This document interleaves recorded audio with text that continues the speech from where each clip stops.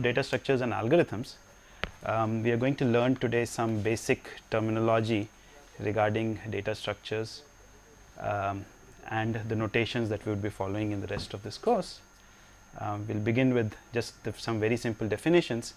An algorithm, which is an outline of the steps that a program has to take, right, or any computational procedure has to take.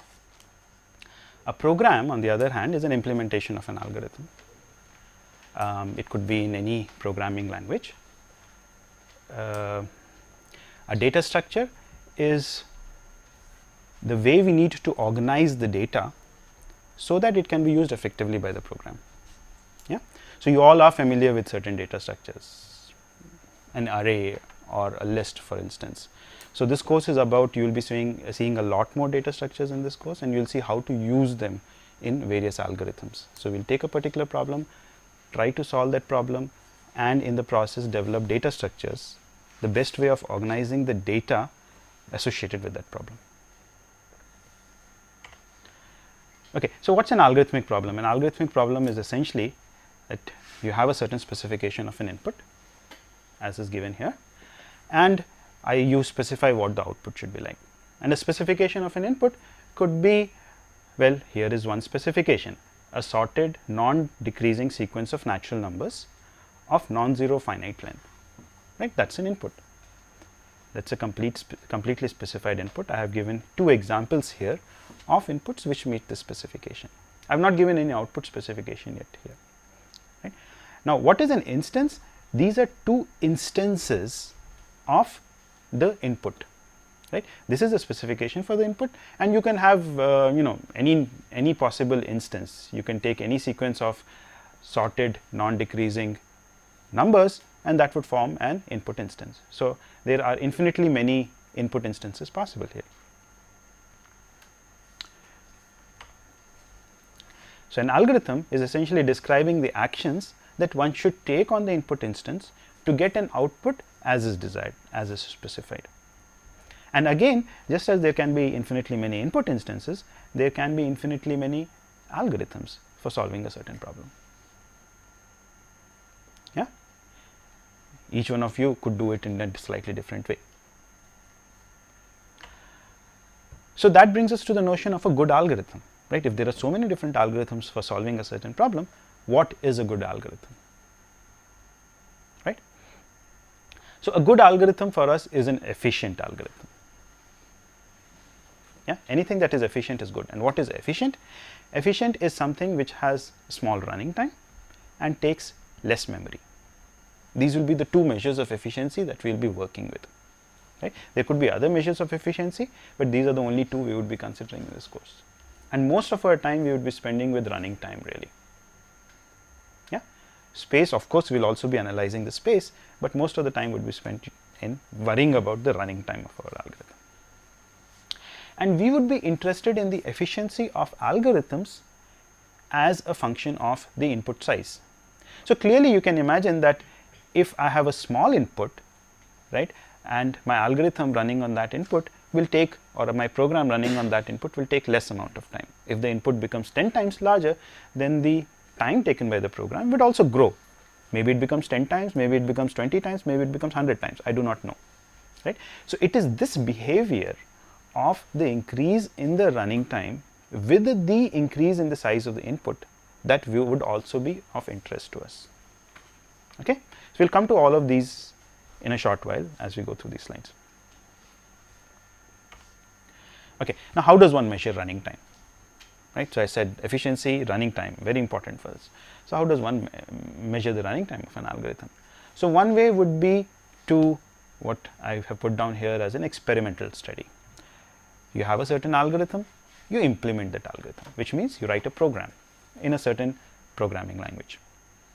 You run the program with varying data sets, right. So, some smaller, some larger data sets, some would be of some kind, some would be of a different kind. So, varying composition. And then you clock the time that the program takes, right. And clock does not mean that you sit down with a stopwatch. You would perhaps just use a system utility like, let us say, system current time malis to clock the time that the program takes. and then from that you try and figure out how good your algorithm is. Yeah, so that's what one would call an experimental study of the algorithm. Okay, now this has certain limitations. So I've put them down. First, you have to implement the algorithm.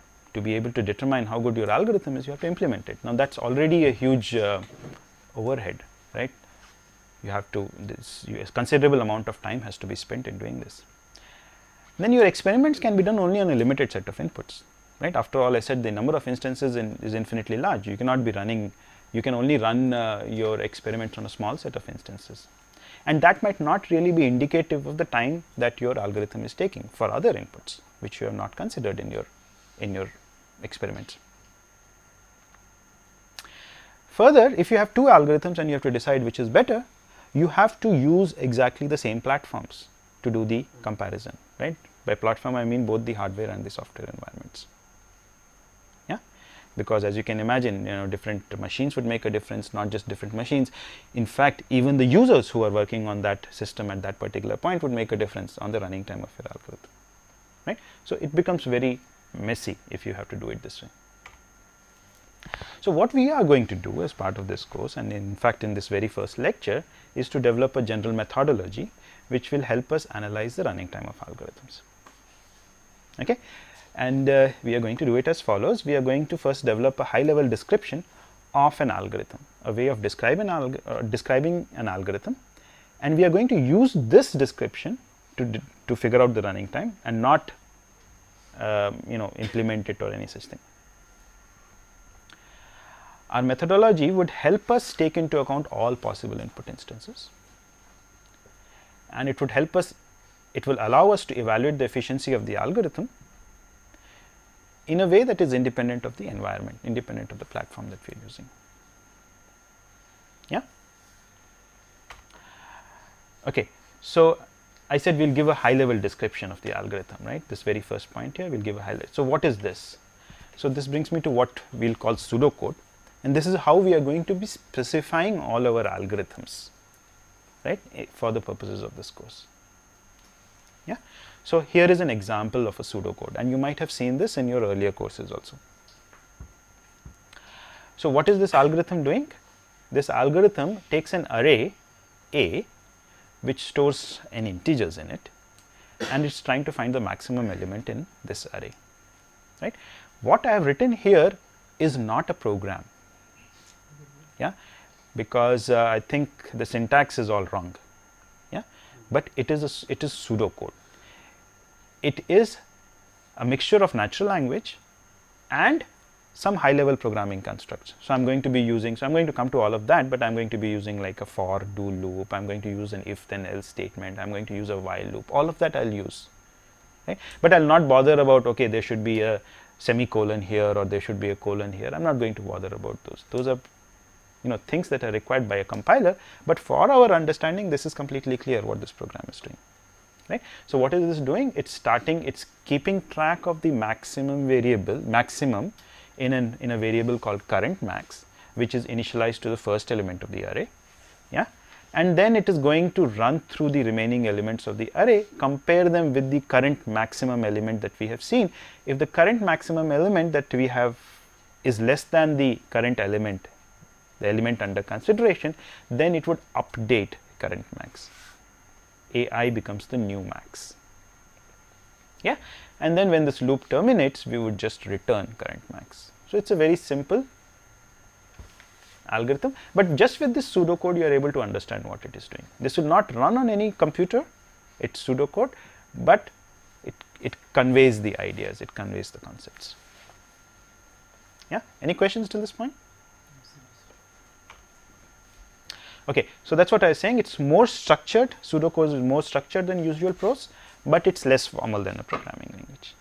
Yeah, and what will our pseudocode look like? We'll use standard numeric and Boolean expressions in it, right? Instead of the assignment operator, which is equal to in Java, I will use this left arrow, yeah, and instead of the equality operator, equality relationship in Java, which is 2 equals, the same in C, I will use just a single equal. Yeah, and I'll declare methods in this manner. So name of algorithm name, what are the parameters it takes. I'll use all kinds of programming constructs. So I'll use if then statements, if then else statements, while do, repeat until, for do. To index arrays, I'll say ai, aij, so on and on. Right? It should be clear what this is doing. And I'll use return when the procedure terminates, and return value will tell me what is the value returned by the particular procedure or a function. And when I have to make a call to a method, I'll specify that with method, name of the method, the argument, and what is the object that it is returning.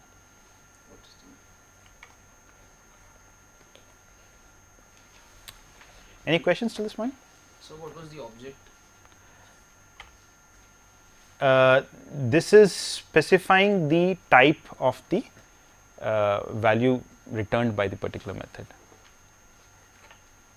Yeah, you'll see more of this when we come across more pseudocode. Okay, so how do we analyze algorithms? So we identify what are primitive operations in our pseudocode, right? So what is a primitive operation? It's a low level operation. Examples: data movement. I do an assignment from one to another. I do a control statement, which is a branch, if then else, a subroutine call, a return, or I do arithmetic operations or logical operations. These are all, we'll call them primitive operations. And in my pseudocode, I just inspect the pseudocode and count the number of primitive operations that are executed by the algorithm. Yeah. Okay, so we need to take an example now. I'll take an example of sorting. You all know what sorting is. Yeah? The input is some sequence of numbers. Output is a permutation of the sequence, which is in non-decreasing order. Okay? So if this were my input, this should be my output.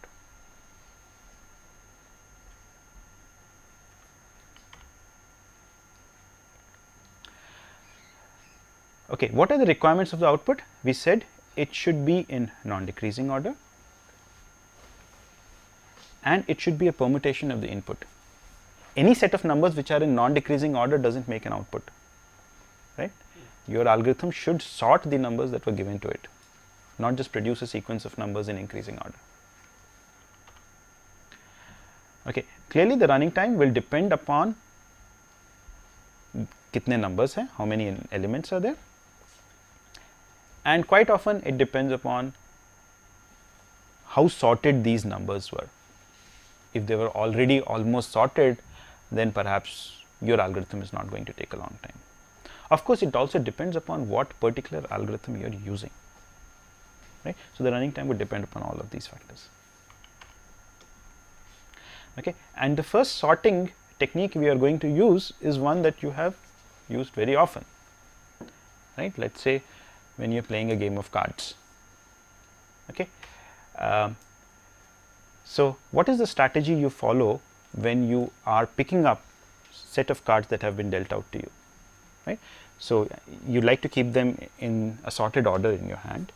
So you start with your empty hand, you pick up the first card, then you take the next card and you insert it at the appropriate place. So you suppose you have some 5 cards in your hand already, right? Let's say 2, 7, 9, Jack and Queen. Then I get an 8. So I'm going to put it between 7 and 9. That's the right place it has to be in. Yeah. So I am inserting it at the appropriate place, and that's why this technique is called insertion sort. And I keep doing this till I have picked up all the cards and inserted them appropriately in the hand that I have. Okay, great. So what's the idea? So this is the pseudocode for insertion sort, and we'll just run through this so that you all understand. I give you as input an array of integers, let's say A contains the input.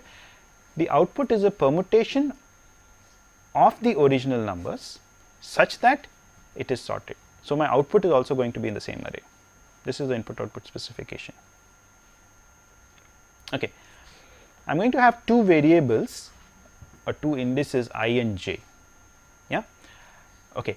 The array is going to be sorted from A1 through AI at any point in time. It's going to be, sorry, A1 through AJ minus 1 is going to be sorted. J, the jth location, is the element which I have to insert appropriately at the right place. Yeah. So clearly j then has to vary from 2 to n. Is that right? So j has to vary from 2 to n. So I am going to look at the jth element. I put that in key, and now this is what I have to do. I have to insert aj, or I have to insert the key into the sorted sequence, which is A1 through AJ minus 1. A1 through AJ minus 1 is the sorted sequence, and I am going to use the index I to help me do this. Yes. What is index I going to do? Index I is going to run down from j minus 1 down to 1. Yeah, we are going to decrease index I, which is what we are doing here in this while do loop. It starts with the value, it starts with the value j minus 1. And what am I going to do? Let's see, what am I going to do here? I have to insert 7. I am going to move this 9 to this location. Yeah. Why? Because 9 is more than 7. So 9 is more than 7, I move it here. Then I compare 7 with 8. 8 is still more than 7, so I will move it right. Then I compare 7 with 6. 6 is smaller than 7. So now I have found the right place for 7, and I would put 7 in here. That's exactly what is happening in here. I run through this loop till I find an element which is less than key. Key is the element I am trying to insert. So this loop will continue while the element I am considering is more than key.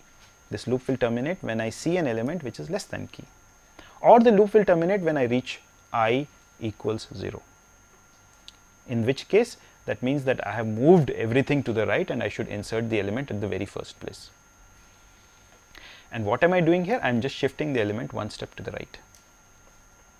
Yeah. So note that I have to insert this at the right place. So I shift 9 right one step.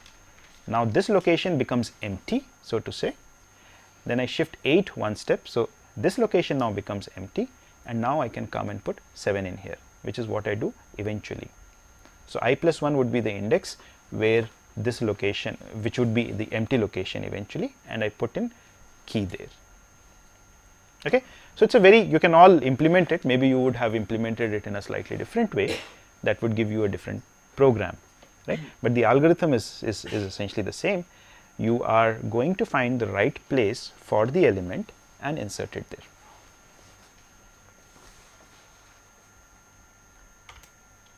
Okay. And now let's try and analyze this algorithm. Okay. So I've put down the algorithm here on the left. There is a small mistake here. There should be a left arrow. Please make a correction of that. Okay. What we are going to do is, let's count. So these are all my primitive operations, right? This is a primitive operation. This is a primitive operation.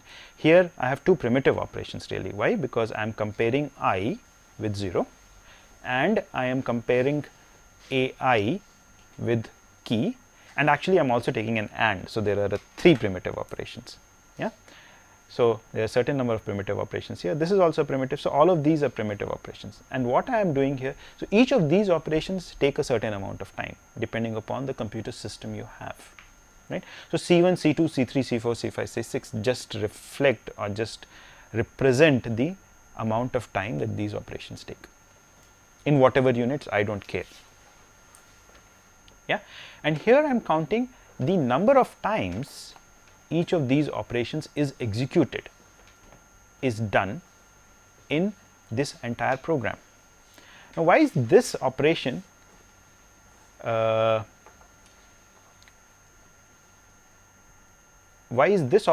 done n times? It says n times. So I start by assigning j equals 2, then assign 3, 4, 5, 6, 7, I go all the way up to n, and then when I increment it maybe once and I check that, oh no, it's now more, so I have counted it as n times, right? So there might be small errors in n and n plus 1, that's not very important. So this is roughly n times that we have to do this operation. How about this operation?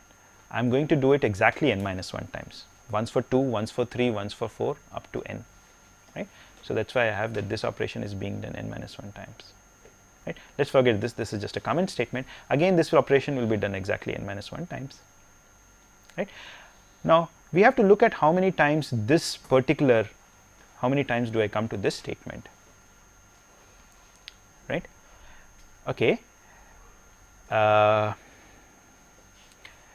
T sub j reflects the accounts the number of times I have to shift an element to the right when I am inserting the jth card into my hand. Okay, so in the previous example, when I am inserting 7, I had to shift 2 elements, 8 and 9. Yeah, so T sub j is going to be counting that quantity. Okay, and that is the number of times I am going to reach this part of my while loop. Yeah, I am going to be checking this condition. So first I come to this condition, then maybe I come again to this condition, I come again over and over again to this condition. So I am going to, for one iteration of this for loop, or in the jth iteration of this for loop, I am going to reach this condition T sub j times. And so the total number of times I am seeing this condition is the sum of T sub j as j goes from 2 to n. Okay, so every time I see this condition, I also come here, right? I'm going to be seeing this condition, I'm going to come to this statement one more time than I come here, because you know the last time I see this statement I would exit out of here. So that's why this is Tj minus 1, and similarly for that same reason this is Tj minus 1, j going from 2 to n. Okay, and this statement here is not part of this while loop. Okay, this is an assignment operation, please correct this. This is not part of the while loop, and so this statement is part of the for loop, and it is done exactly n minus 1 times as are the other statements, right? And so the total time that this procedure takes, if you knew what these constants were, can be computed in this manner. Of course, you do not know what T sub j is, right? T sub j is a quantity which depends upon your instance, not problem, right? There is a difference here. Problem is one of sorting. The instance is the set of numbers, the sequence of numbers that is given to you. So T sub j depends upon the instance. And let's see what difference T sub j makes. So we can, so if the input was already sorted,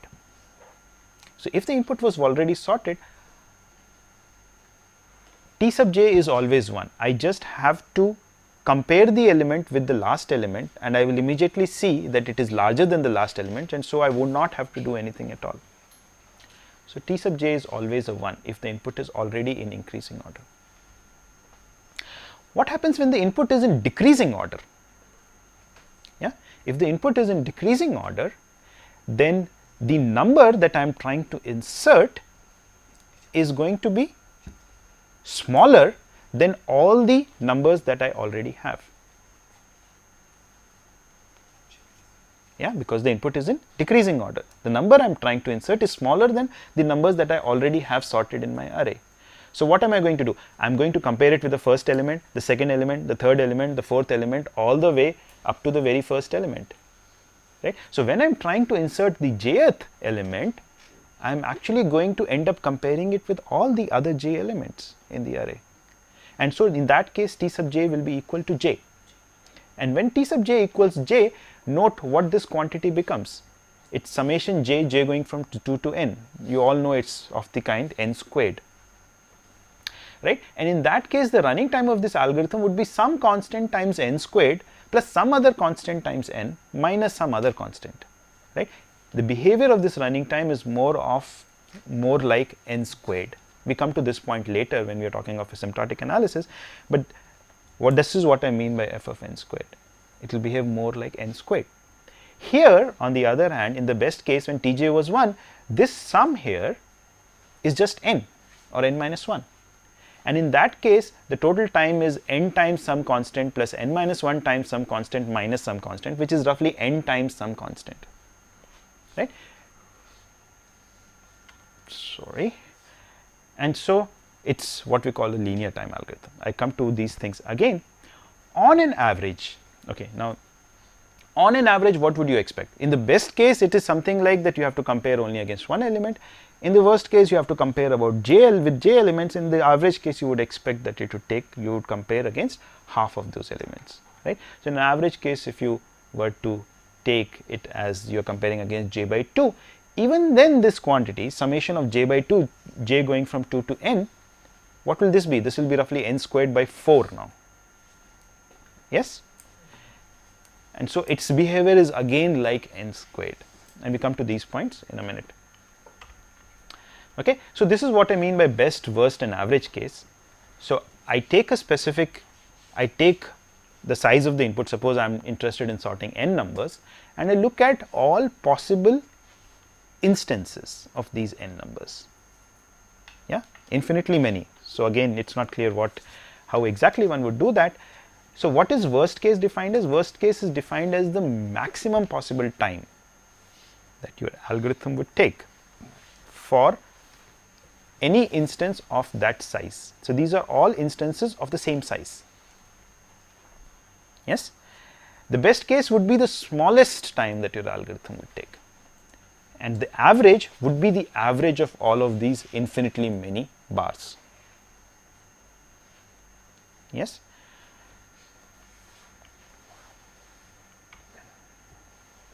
So that was for inputs of one size n.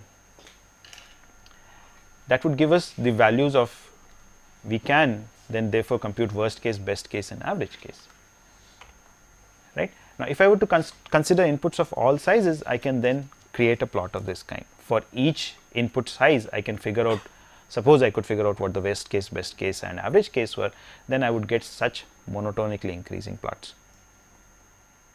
Yeah. Why is that? It's clear that as the size of the input increases, the size of the time taken with your algorithm will increase. It's not going to happen that if your input size becomes larger and it takes lesser time. So which of these is of interest to us, or which of this is easiest to work with? Worst case is the one that we will use most often, and for the purposes of this course, that's the only measure we will be working with. Why is that? First, it provides an upper bound. It tells you how long your algorithm is going to take in the worst case. Many algorithms, it occurs fairly often. Quite often, it is the case that your worst case, that for many instances, the time taken by the algorithm is close to the worst case, right? So that average case essentially becomes as bad as the worst case, right? In fact, for the previous example that we saw, average case was like n squared and worst case was also like n squared. Of course, there were a difference in the constants, but it was roughly the same. Now, average case might be a very difficult quantity to compute, because I said average case, if you have to compute, you have to look at all possible instances and then take some kind of an average, right?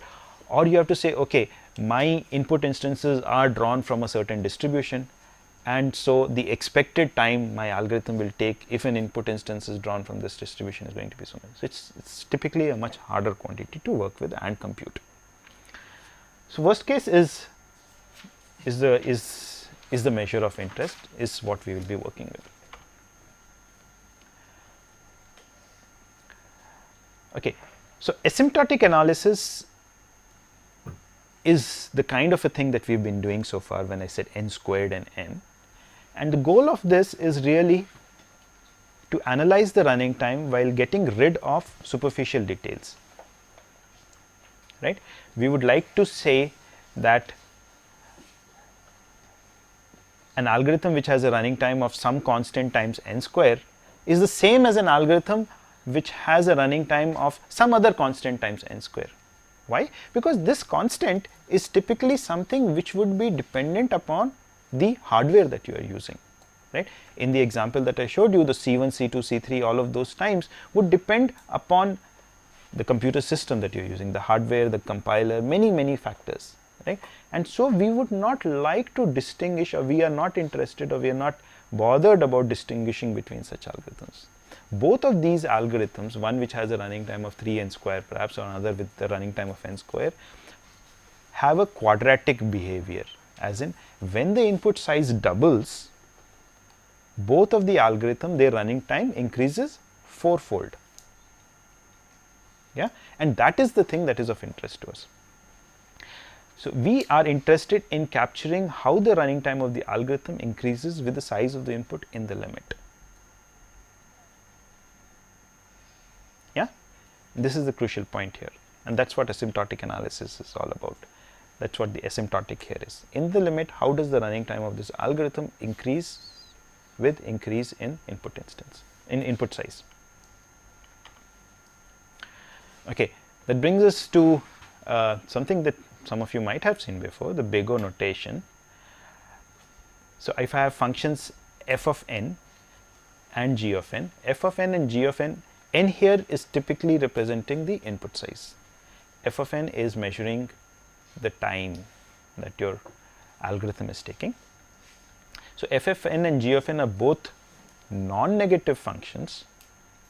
Not just non-negative, they are also non-decreasing, right? Because as input sizes increases, the value of the running time, the time taken by your algorithm, would also increase. Yeah, so these are both non-decreasing functions of n, and we say that f of n is big O of g of n if there exists constants c and n naught, such that f of n is less than c times g of n for n larger than n naught. So what does all of this mean? So I have drawn two functions here.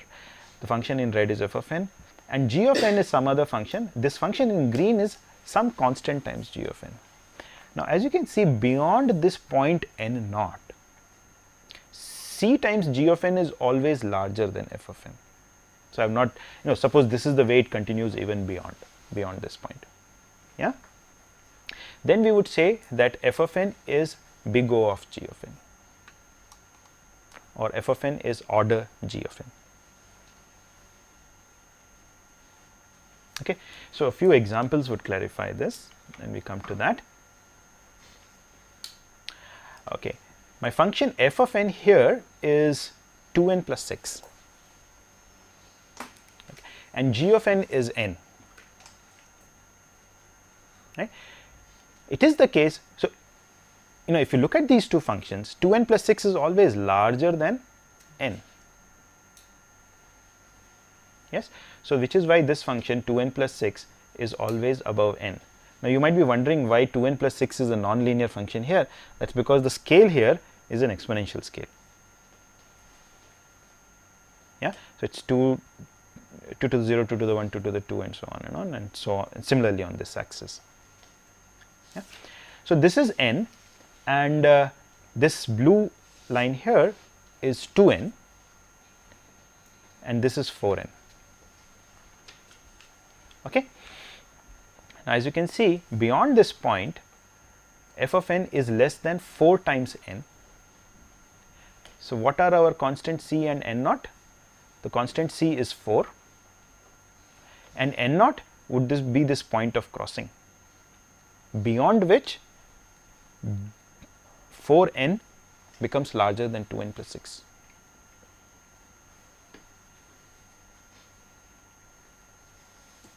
Right? What is this point of crossing? At what point does 4n become larger than 2n plus 6? 3. Right? So your n naught becomes 3 here. Right? And then we say that f of n, which is 2n plus 6, is big O of g of n. Not big O of 4n, but big O of n. Right? So f of n here is big O of n then. So 2n plus 6 is big O of n. Another example.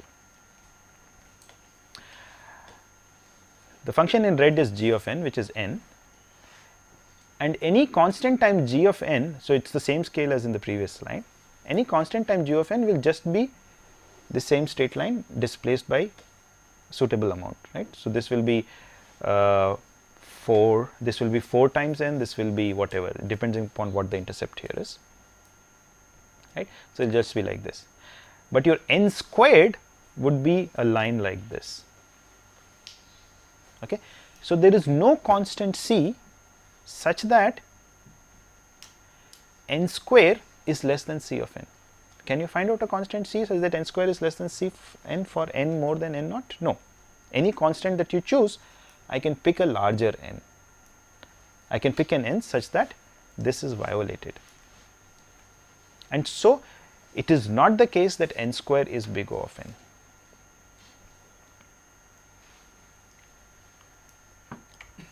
Yeah. So how does one figure out these things? So there is a very simple rule. Suppose this is my function 50n log n. I just drop all constants and lower order terms. So forget the constant 50 here and I get n log n. So this is big O of n log n. This function 50n log n is big O of n log n. Yeah, 7n minus 3 is, I drop the constants and lower order terms, I get 7n minus 3 is big O of n. I have some complicated function like 8n square log n plus 5n square plus n. I just drop all lower order terms. So this is the fastest growing term because this has n square as well as log n in it. So I just drop the n square and n term, and from here I drop my constant and I get n square log n, right. So this function is big O of n square log n. There is a constant c such that this quantity, this large sum here, is less than c times n square log n for n larger than some n naught. So in the limit, this quantity will be less than some constant times this quantity, right. And you can figure out what the value of c should be and what the value of n naught should be for that to happen. Okay. Now this is a common error. So this function 50n log n is also big O of n to the 5. Yes or no? Yes. Why? Because, well, this quantity in fact is less than or equal to 50 times n to the 5 always for all n.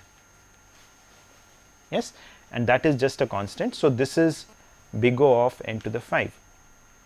Right? But when we use the big O notation, we try and provide as strong a bound as possible.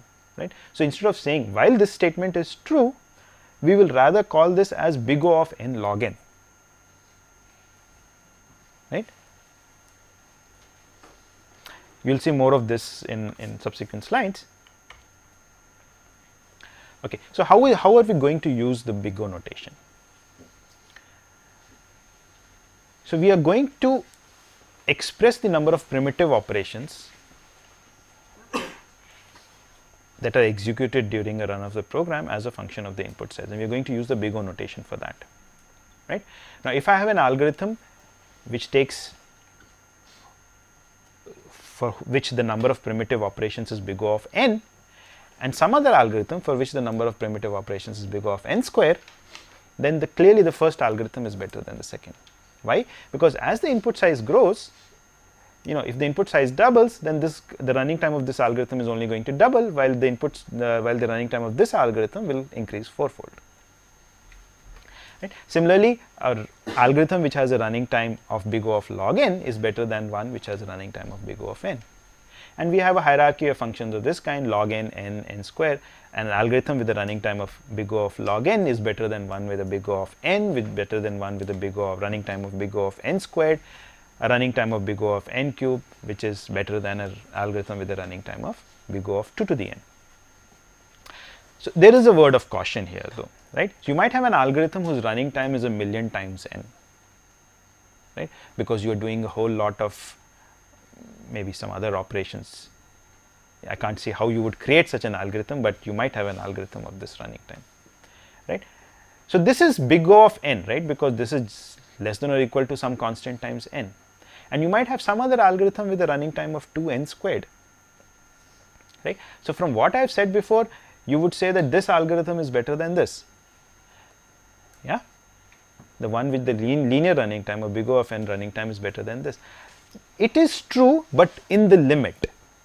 And the limit here is achieved very late when n is really, really large. For small instances, you know, this 2n square might actually take less time than your 1 million times n. Right? So you have to be careful about the constants also. Okay. So we'll do some examples of asymptotic analysis.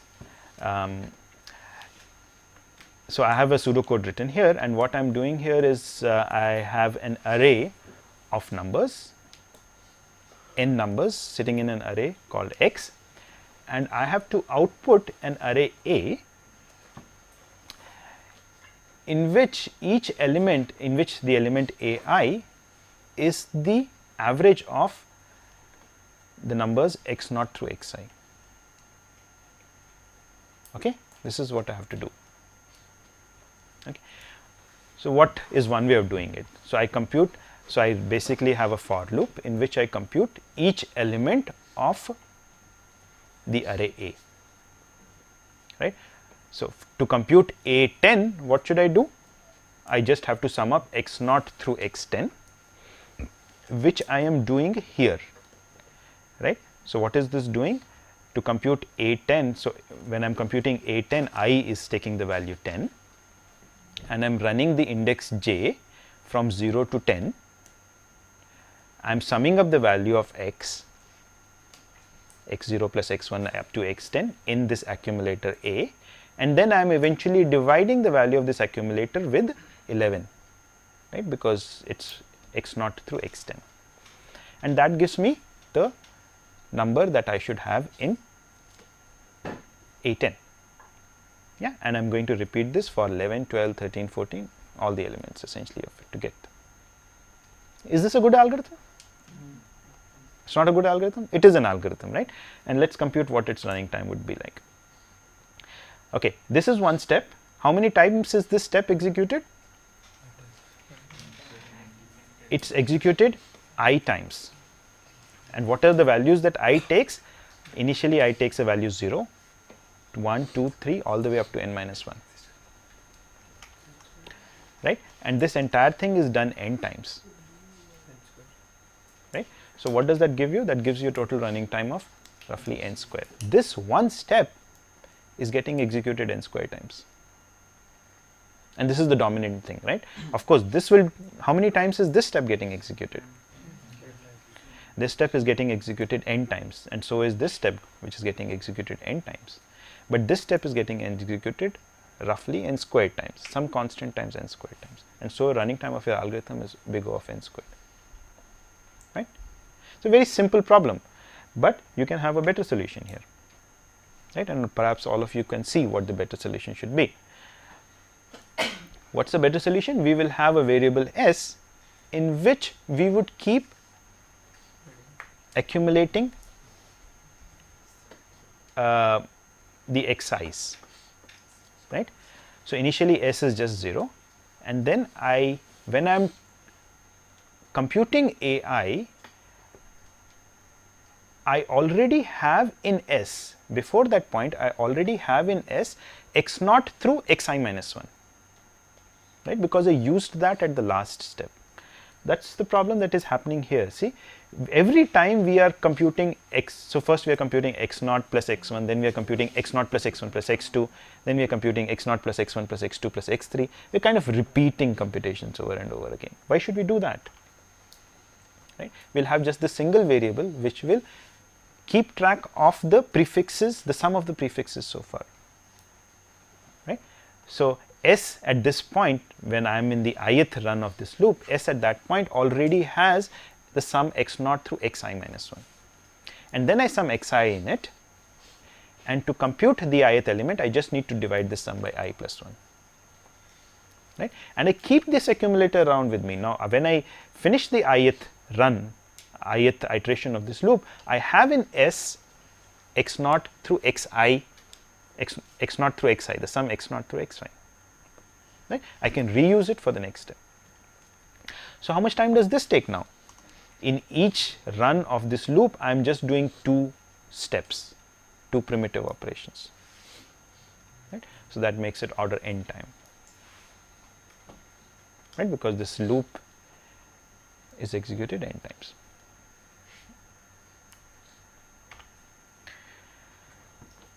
Okay, so I've been using this freely, linear and quadratic, but here's a slide which just tells you the other terms that I might be using.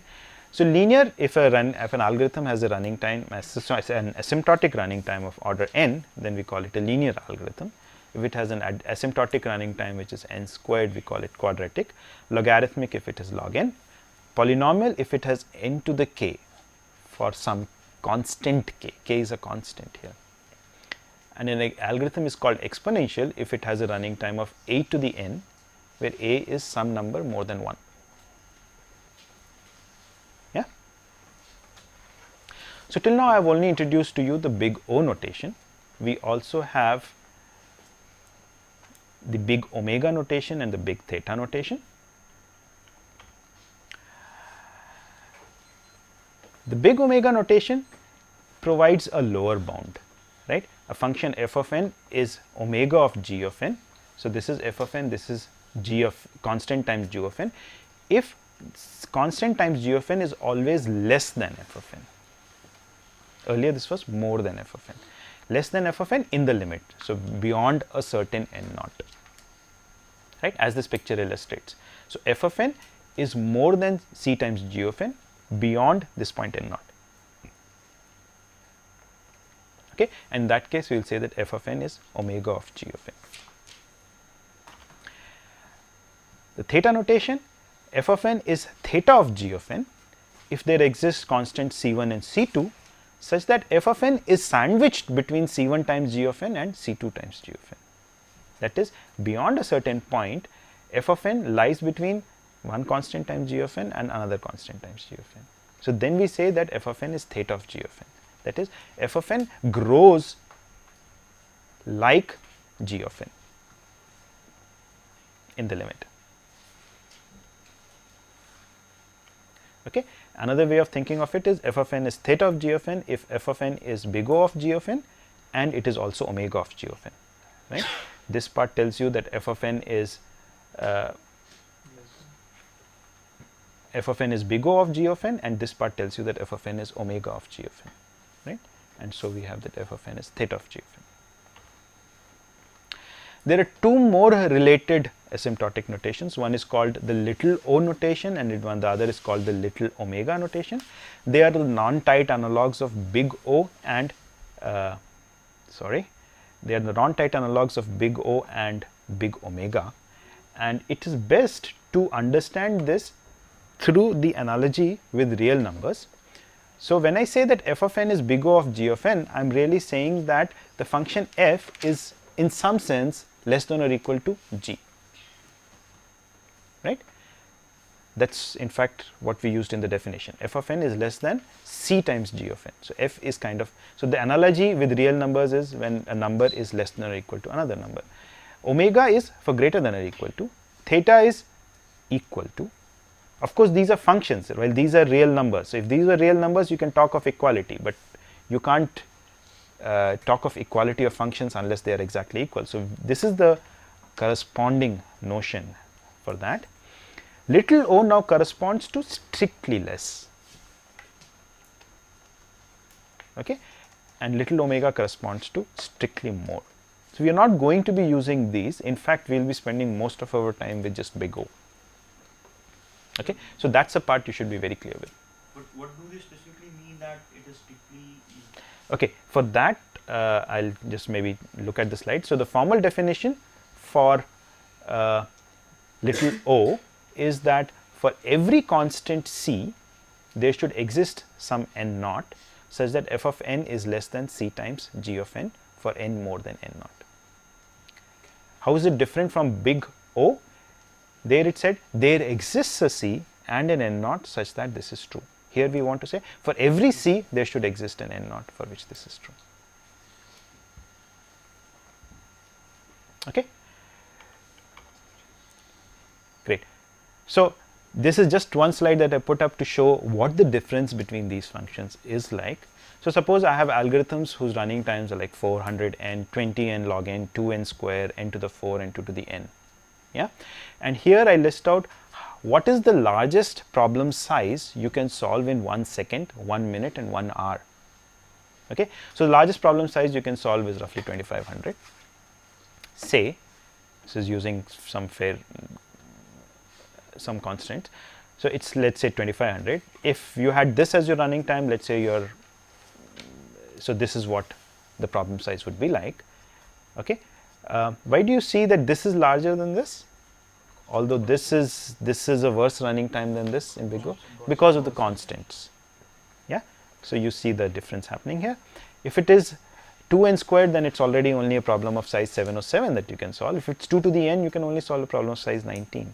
And see how the behavior is as the time increases, right? An hour is 3600 seconds. And so you see a huge increase in the size of the problem you can solve if it were a linear time algorithm. Still a large increase when it's an n log n algorithm. Not so large an increase when it's an n square algorithm. And almost no increase when it's a 2 to the n algorithm. Right? If you have an algorithm which has a running time of something like 2 to the n, you cannot solve a problem of more than size 100. Cannot solve means it will take millions of years for you to do that. Right? So that is the behavior that bothers us. That's the behavior we are interested in this course. That's why asymptotic analysis is what we will be considering most often. Okay? So any questions till this point? So with that, we are going to stop this lecture. So today we have looked at asymptotic analysis and some initial notation and terminology that we will be following with this course. Okay.